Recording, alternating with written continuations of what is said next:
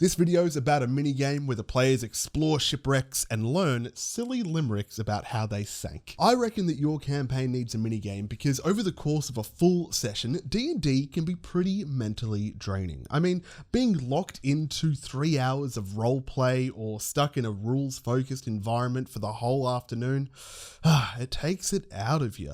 But you can use something like a break or a minigame to stretch different creative muscles and then come back to the table refocused. For example, do you remember in school you wouldn't always do rote dictation or hardcore note taking the whole time because sometimes the teacher would assign a different kind of activity, something where you're building blocks and moving stuff around with your hands, or you're moving around the classroom and acting something out, or you might have class outside. That's called a brain break activity, and that's what I want to do with minigames in our Dungeons & Dragons game.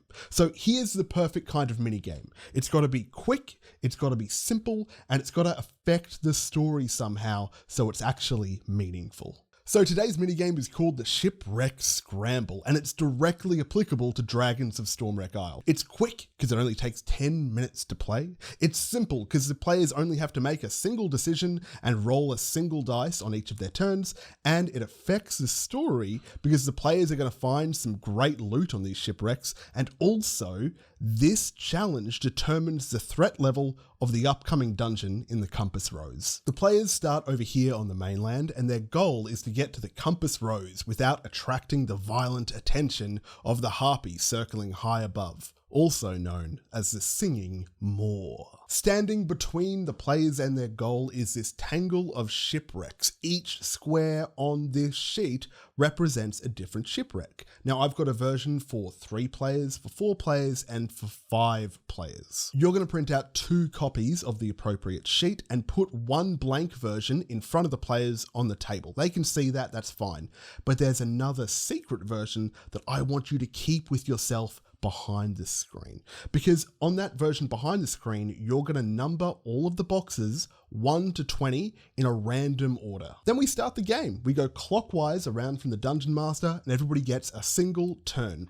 On a player's turn, they get to decide which shipwreck they're going to explore on that row, and they get to decide how they want to traverse through that shipwreck. They could choose to go high above the deck, they could go low around the hull, or they could go through the middle, through the cargo hold. After the players have locked in their choice, then you can write the corresponding shipwreck number on the player's blank template, and you can also read the lore associated with that shipwreck. So for example, if it was number 6, the Kobold Crusader, then you could read aloud, the Kobold Crusader had heart, but the hull of the ship fell apart, held together by glue and an unruly crew who weren't altogether that smart. The PDF I've got on Patreon has 20 limericks and 20 different ships to go with them, and some of them are named after other TTRPGs. Like this one here is the HMS Borg, and we've also got the Kitzenbike, the Pathfinder.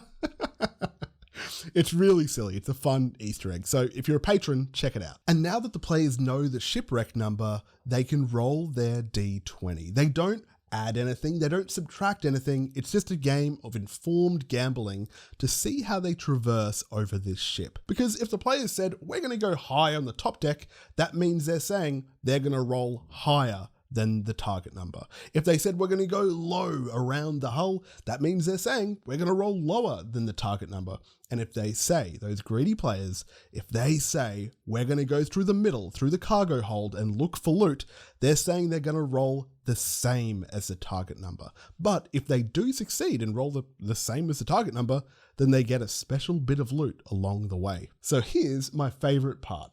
If the player succeeds on their roll and they get their guess right, then they proceed to the next row and the next player gets to make their decision about the ships on that row. But if they get it wrong, yeah, they still do manage to get through that ship, but something goes wrong on their journey. They cause some kind of ruckus and arouse the suspicion of the harpy. This is where the players learn about the threat dice, this mechanic that's going to affect the difficulty of the next dungeon on the Compass Rose. I think you should explain this particular mechanic to your players right at the top of the minigame, because this is the drama, the juice, the threat, the stakes. I love it. The threat dice starts at a D20. put a d20 on the table. But for every incorrect guess the players do, every time they fail one of their rolls, the threat dice degrades. It goes from a d20 to a d12, to a d10, to a d8, to a d6, to a d4. Oh my goodness. But what is so dangerous about the dice getting smaller? It's because when the players are on the compass rose, at the start of every round of combat, you're gonna roll the threat dice. And if the threat dice ever lands on a 1, then the harpy returns to her nest immediately and joins combat.